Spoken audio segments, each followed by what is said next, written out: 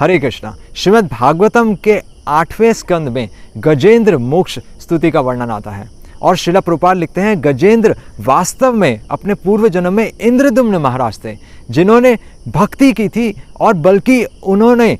नारायण की एक स्तुति हृदयंगम कर ली थी, अपने हृदय में उतार ली थी। और इस जन्म में तो किसी प्रकार से उनका जन्म गजेंद्र के रूप में हो गया।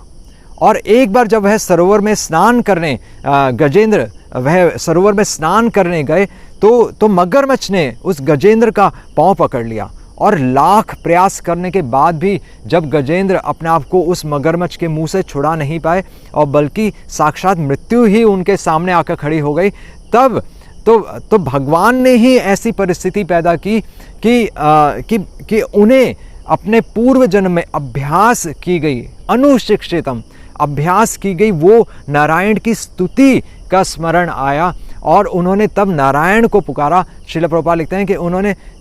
तो गजेंद्र ने किसी अन्य देवी देवता को नहीं पुकारा, केवल नारायण को पुकारा और तब नारायण स्वयं गरुड़ पर सवार होकर तो गजेंद्र की रक्षा करने के लिए आए और गजेंद्र को उस संकट से बाहर निकाला और बल्कि भवसागर से भी बाहर निकाल दिया।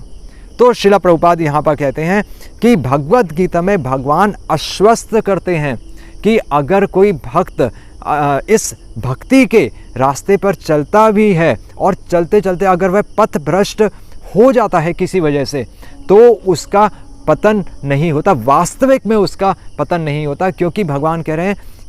कि अगले जन्म में मैं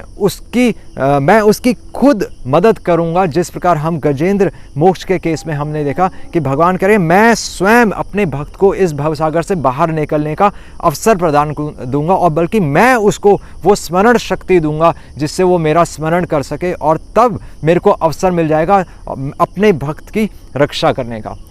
तो श्रील प्रभुपाद यहाँ पर कहते हैं कि हर भक्त को एवरी डिवोटी शुड प्रैक्टिस, हर भक्त को ये अभ्यास करना चाहिए अनुशिक्षितम, उसे प्रैक्टिस करनी चाहिए एक मंत्र जिस प्रकार हम हरे कृष्णा महामंत्र का जप करते हैं उस प्रकार अभ्यास करना चाहिए ताकि वो हमारे हृदयंगम हो जाए। और बल्कि एक सेवा हमें भगवान की ऐसी सेवा प्रैक्टिस अभ्यास करनी चाहिए जो कि हमारे हृदयंगम यानी कि हमें अच्छी लगे। मंदिर में हो सकता है वो झाड़ू मारना, हो सकता है भगवान का श्रृंगार करना, हो सकता है भगवान के लिए भोग लगाना या वैष्णवों की सेवा, एक मंत्र एक स्तुति हमें ऐसे अभ्यास कर लेनी चाहिए कि जिस समय जो कि संकट के समय हमें स्मरण आए और भगवान को ये अवसर मिल जाए कि वो हमें इस भवसागर से बाहर निकाल सके। तो इस गजेंद्र स्तुति से हमें यही शिक्षा मिलती है कि हमें भगवान की सेवा और भगवान का नाम अपने हृदय में धारण करना है और वो नाम लेते हुए हमें अच्छा लगना चाहिए। भगवान का नाम हरे कृष्णा कृष्ण कृष्ण हरे हरे, हरे राम